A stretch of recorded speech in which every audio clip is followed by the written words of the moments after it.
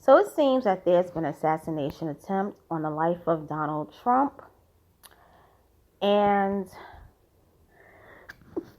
some people say it's staged, some people say it's real. I'm 50-50, and I'm going to explain. So according to Reuters, it reads, Trump shot in right ear at campaign rally. Shooter is dead. Donald Trump was shot in the right ear during a campaign rally on Saturday, sparking panic and streaking the Republican presidential candidate's blood across his face before he emerged and pumped his fist in the air, appearing to mouth the words, "Fight, fight, fight." The shooter was dead. One rally attendee was killed, and 2 other spectators were injured, the Secret Service said in a statement.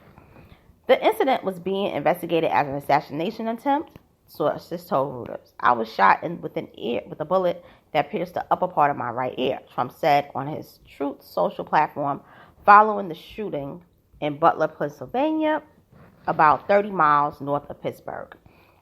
Much bleeding took place. Trump, 78, had just started his speech when the shots rang out. He grabbed his right ear with his right hand, then brought his hand down to look at it before dropping to his knees behind the podium before Secret Service agents swarmed and covered him. He emerged about a minute later, his red Make America Great Again hat knocked off, and could be heard saying, "Wait, wait," before agents ushered him into a vehicle. The shooter's identity and motive were not immediately clear, leading Republicans and Democrats quickly condemned the violence.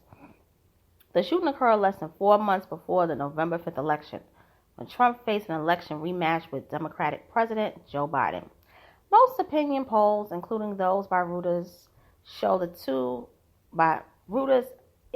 Ipsos, show the 2 evenly matched.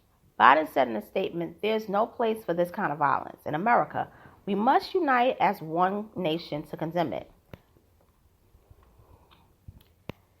I'm going to say something as to why I feel it's 50-50. One, because I feel that a lot of people are threatened by Trump being reelected. And there's a lot of reasons for that. One, they fear the whole kind of racism that he basically was sprout. They also fear pretty much liberals. They fear that he'll take away their rights and freedoms. Another thing too is that he has a lot of enemies that he's going to come for. He's going to come for a lot of people. And I also think that there's a fear because there is this rise of conservatism that is not even related to MAGA, but it's more dealing with Christianity. And I've been talking about this a lot on my podcast. And it's pretty much a lot of people do not want that to occur. Okay? So if you have a president who many radical Christians are going to vote for, a lot of people who are not Christians are going to be fearful and feel as though they're going to be persecuted and that they're not going to be safe. Then you have liberals who, want to be able to have body autonomy. So where if something happens where they can't, they don't want a child, they can't carry a child, they want to be able to get an abortion. I'm not for abortion. I want to make that clear. But there are a lot of people who feel as though the rise of the radical Christian right wing, that all their freedoms are going to be tampered with. So I believe that the shooter was somebody who could have been a liberal. But then there's a part of me that feels that the 50% part of me feels that it was staged, not so much on Trump, but the people around him. A shooter they say the gun was an AR-15. If he intended to kill Trump, he would have done it. Because remember, all those type of guns, it has they have the glass where you can see and spot your target. It's like a camera, so to speak. It's like a camera lens. It has a camera lens and you can spot your target like that. If he wanted to delete Trump, he could have did it with no problem. but it was a graze. And I believe it was a warning. Another thing, too, they said one person who was at attendance at the rally was killed. It had to be somebody on that stage based on the shot, based on the aim, where the person who was a shooter was standing. Unless it was somebody that he shot at before he shot Trump. So I'm kind of iffy on that part. Now, they said that there was a couple people that were injured. But yet and still, I only saw Trump. How come I haven't seen the other people that's injured?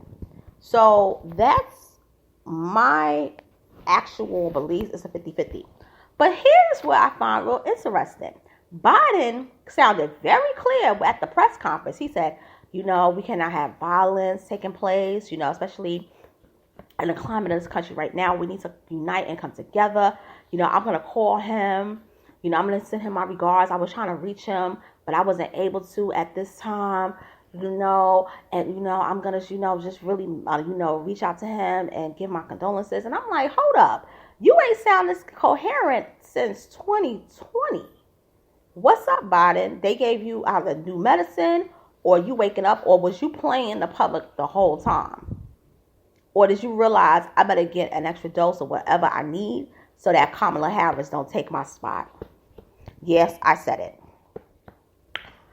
So it's 50-50. But the whole thing is this. I'm tired of the performatives in politics within this country. I miss the days when people ran for elections and you ran and you knew that you could go to an election rally, you could be part of a campaign, and you knew that you would be able to come home and live to see another day. And that's all I have to say, and I'm going to end it with that. Thank you for listening and tuning in. Please subscribe, share, comment, like, hit the notification bell, and I'll talk to you all soon. Later. And hopefully Trump has a speedy recovery.